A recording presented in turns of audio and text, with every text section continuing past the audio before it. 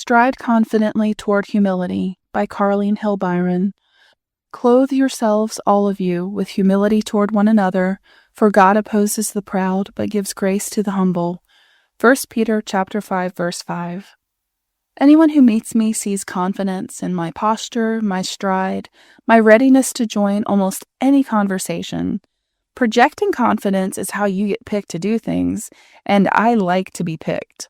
A confident air encourages people to trust your judgment, and I'm almost always confident my judgment should be trusted. But am I displaying confidence or arrogance?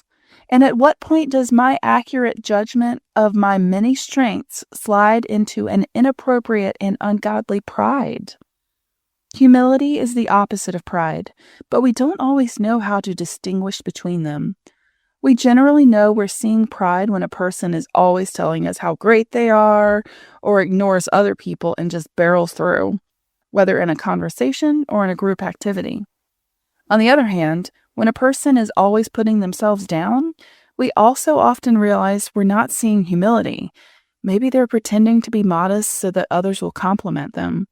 Perhaps they aren't pretending, but don't properly value the person God has made them to be. Humility is one of those virtues that lives in the middle way.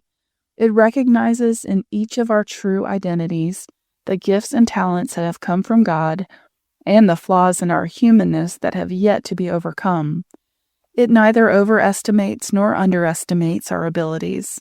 It neither climbs to high places God hasn't assigned, nor remains in a place lower than God intends. When we live humbly, it pleases God. God rewards those who live humbly. He even holds back his anger when the person who deserves God's punishment humbles him or herself.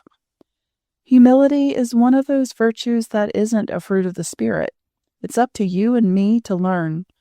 University psychologist Everett Worthington, perhaps best known for training people in forgiveness, also developed a free workbook called The Path to Humility that has been, believe it or not, scientifically demonstrated to help people live more humbly.